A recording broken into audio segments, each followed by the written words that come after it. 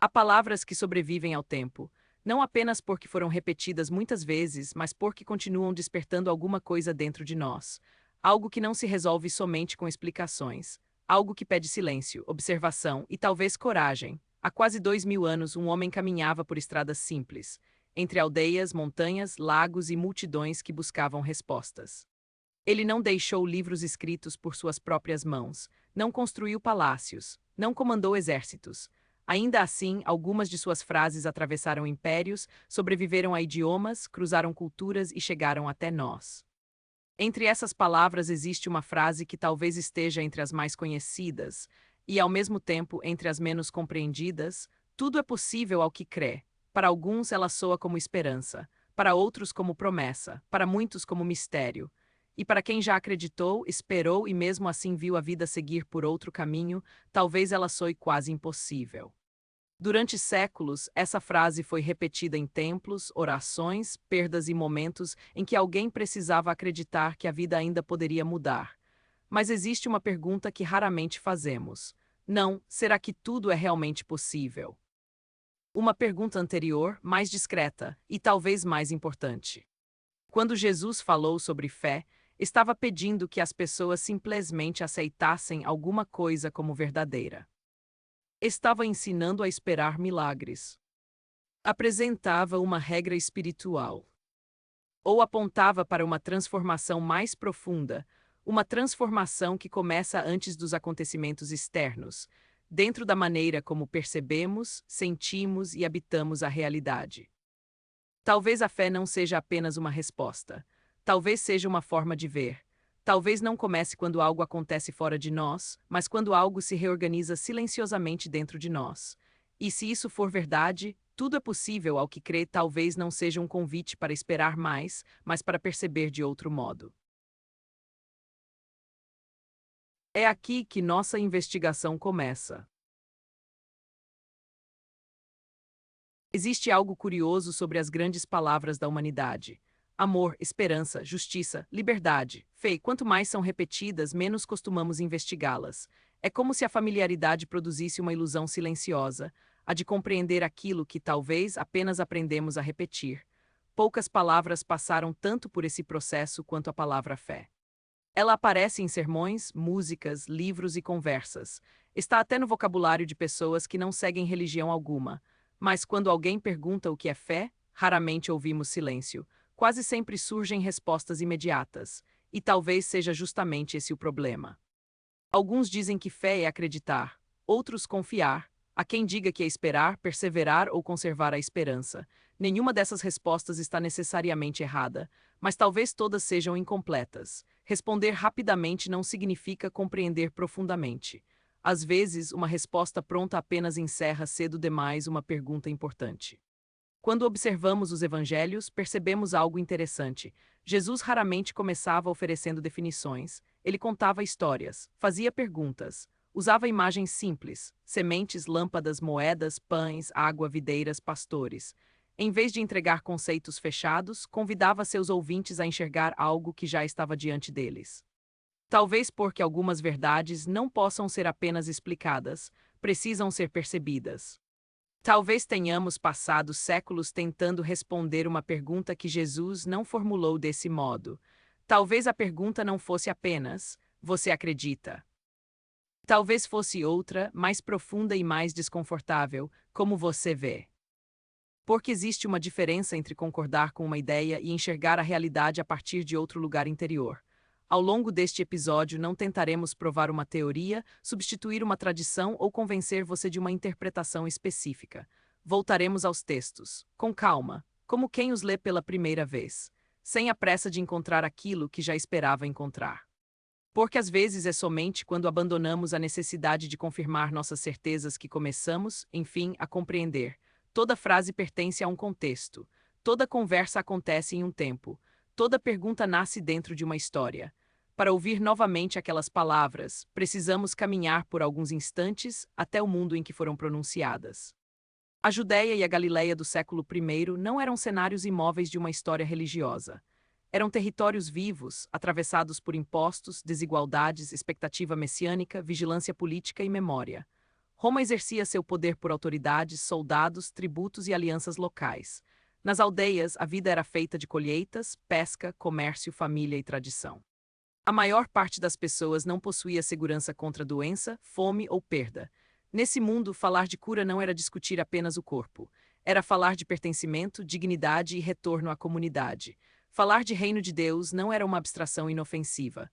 A palavra reino carregava peso num território dominado por outro império. E falar de fé não significava necessariamente aderir a uma opinião privada. Na linguagem bíblica, confiança, fidelidade, entrega e relação se aproximam de maneiras que uma única palavra moderna dificilmente contém. O episódio de Marcos que contém a frase "tudo é possível ao que crê" acontece em meio a uma crise. Jesus retorna com 3 discípulos e encontra uma multidão ao redor dos demais. A discussão. No centro da cena está um pai. Ele levou seu filho em busca de ajuda. O menino sofre episódios descritos pelo texto com a linguagem e a compreensão daquele tempo. Os discípulos tentaram ajudá-lo, mas não conseguiram. Essa informação muda o tom de tudo. A frase não nasce num palco de vitória. Nasce depois de uma tentativa fracassada. Não é pronunciada diante de alguém cheio de certeza, mas diante de um pai exausto, dividido entre esperança e medo. Imagine o caminho até ali. Quantas vezes aquele pai já teria contado a mesma história? Quantas explicações teria ouvido? Quantas pessoas teriam prometido ajuda? Quantas noites teriam terminado sem resposta?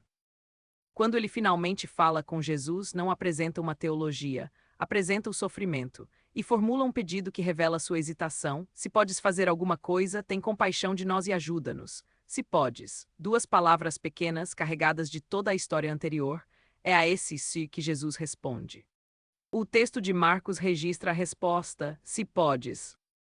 Tudo é possível ao que crê, e imediatamente o pai exclama: eu creio, ajuda-me na minha falta de fé. Talvez essa seja uma das confissões mais honestas dos evangelhos. Eu creio, ajuda-me a não crer. As 2 afirmações ocupam a mesma frase. Não há esforço para esconder a contradição. A fé aparece misturada à dúvida, e a dúvida não impede o homem de permanecer ali. É possível ler "tudo é possível" como uma promessa sem limites, mas o próprio contexto resiste a uma leitura tão simples. O centro emocional da passagem não é um indivíduo demonstrando poder mental, é uma relação. Um pai pede ajuda, admite seus limites e confia o que não consegue resolver. A fé que aparece aqui não é autossuficiência. Ela não diz "não tenho medo". Diz "estou com medo e ainda assim vim". Não diz "minha mente está livre de dúvidas". Diz "há dúvida em mim, mas não quero que ela tenha a última palavra". Não diz "eu controlo o resultado". Diz "eu me coloco inteiro diante da possibilidade". Em outros textos, a fé é comparada a uma semente, não pela imponência, mas pela potência. É associada à oração, ao perdão, à perseverança e à confiança no que ainda não é visível. Essas imagens não precisam ser comprimidas numa fórmula única. Juntas, porém, sugerem movimento. Fé não é somente aceitar uma ideia, é orientar-se por ela. É permitir que uma convicção transforme atenção, decisão e conduta. Mas aqui precisamos fazer uma distinção essencial. Os evangelhos não oferecem uma técnica mecânica pela qual qualquer desejo se torna realidade se for sentido com intensidade suficiente. Há mistério, liberdade, sofrimento e circunstâncias que não obedecem à vontade individual. Se ignorarmos isso, a fé deixa de consolar e começa a culpar.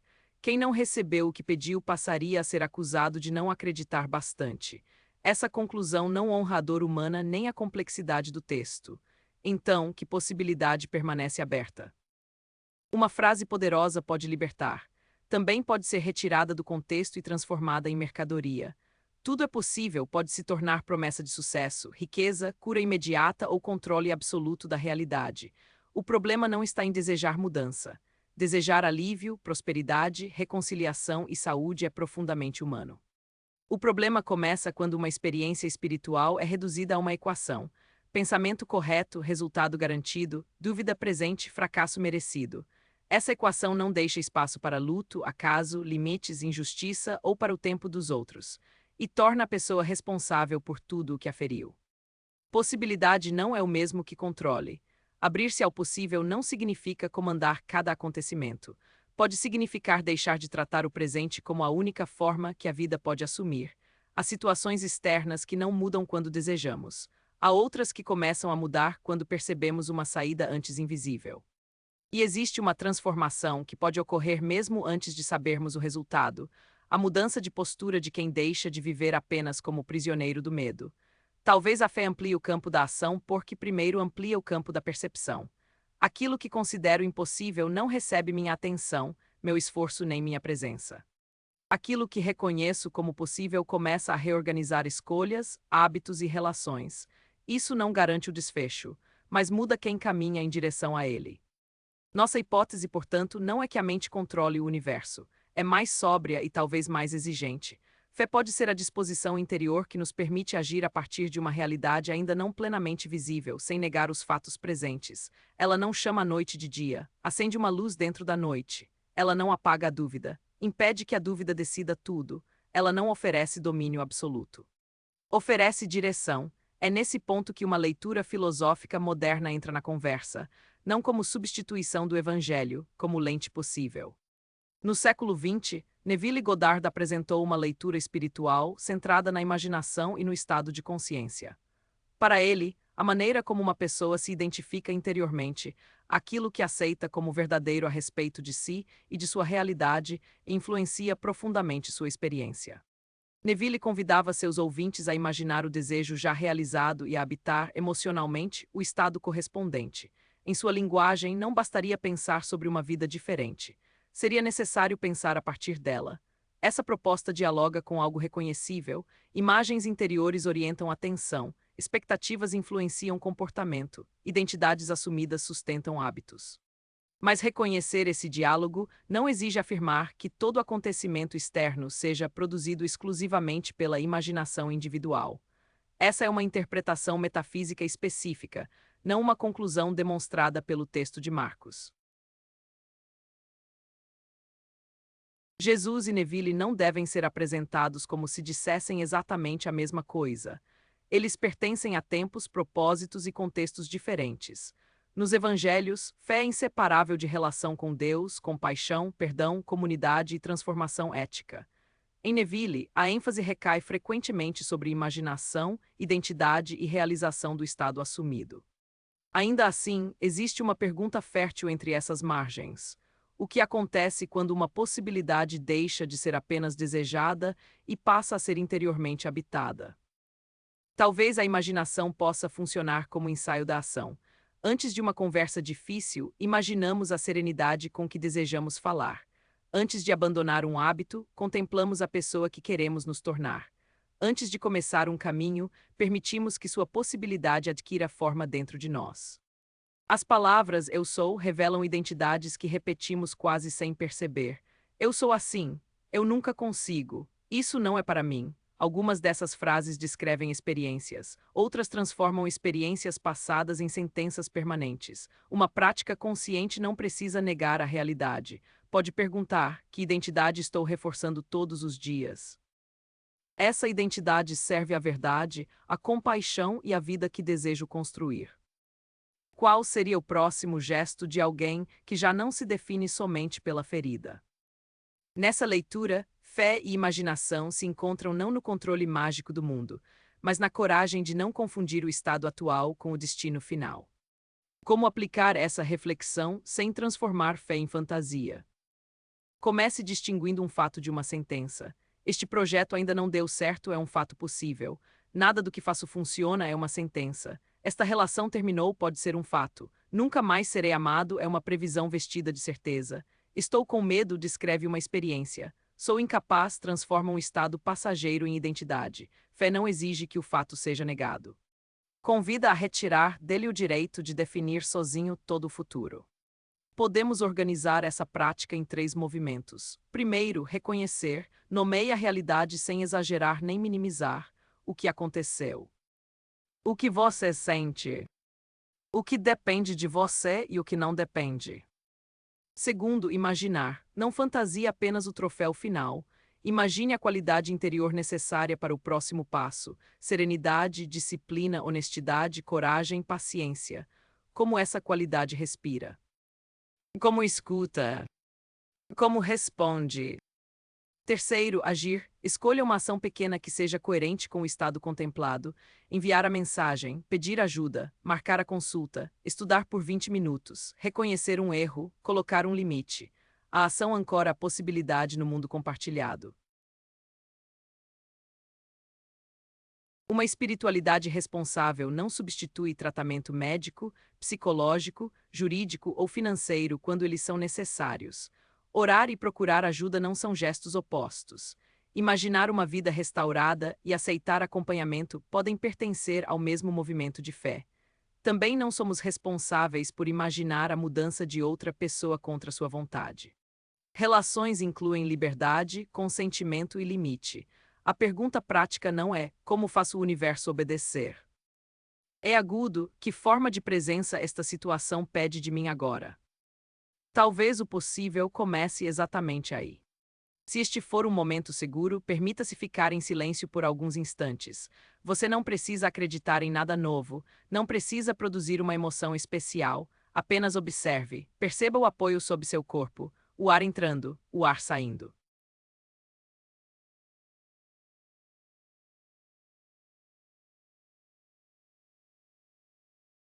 Agora escolha uma situação real da sua vida, não a maior de todas, apenas uma situação que peça clareza. Reconheça o fato presente sem explicar, culpar ou prever. Diga silenciosamente: isto é o que existe agora.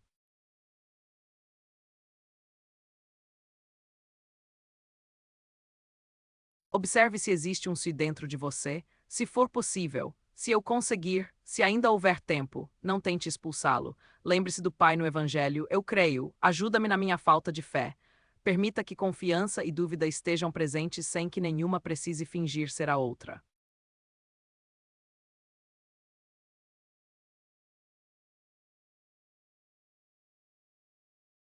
Agora pergunte: se eu não fosse definido apenas por este momento, como escolheria estar diante dele? Talvez surja uma palavra: calma, coragem, verdade, perseverança, compaixão, não force. Imagine essa qualidade não como um objeto distante, mas como uma maneira de estar. Se a palavra for calma, perceba a respiração de quem não precisa resolver tudo neste minuto. Se for coragem, perceba a postura de quem pode sentir medo e ainda dar um passo. Se for verdade, imagine a simplicidade de não precisar sustentar aparências.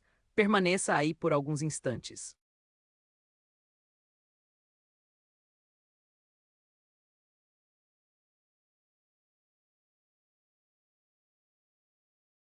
Agora deixe surgir uma cena breve e comum, você realizando a próxima ação coerente, não o final perfeito, o próximo gesto. Veja a cena uma vez, sem esforço, sem tentar controlar pessoas ou resultados, somente você agindo a partir da qualidade escolhida.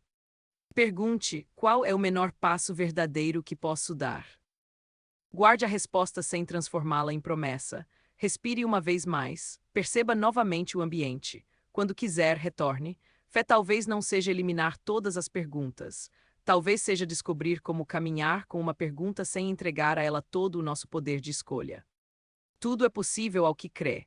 Depois de atravessar o contexto, o texto, a dúvida e a imaginação, talvez a frase não tenha se tornado mais simples. Talvez tenha se tornado mais humana. Ela foi pronunciada diante de um pai que não escondia sua divisão. Um homem que acreditava e não acreditava, que esperava e temia, que não apresentou certeza perfeita, mas permaneceu presente. Talvez a força de sua fé não estivesse na ausência de contradição. Talvez estivesse na honestidade com que levou sua contradição ao encontro. Nem tudo o que desejamos acontecerá da maneira que imaginamos. Essa verdade não diminui a fé, impede que ela se torne crueldade. Ainda assim, algo se torna possível quando o medo deixa de ser nossa única lente. Uma conversa, um pedido de ajuda, uma decisão adiada, uma nova maneira de interpretar a própria história. Uma ação que ontem parecia pequena demais para importar. Talvez milagres também comecem assim, não como espetáculo, mas como uma abertura pela qual a vida volta a circular. No começo, perguntamos o que Jesus queria dizer com fé. Não temos uma definição capaz de encerrar o mistério. Temos, porém, uma imagem, um ser humano diante do impossível, dizendo a verdade sobre si e, mesmo assim, escolhendo permanecer aberto. Talvez acreditar não seja convencer-se de que nada pode dar errado. Talvez seja recusar a ideia de que somente aquilo que já aconteceu pode dizer quem você é. E talvez a pergunta que permanece não seja: eu acredito o suficiente para conseguir tudo o que quero. Mas que realidade alimento quando penso, imagino e ajo todos os dias?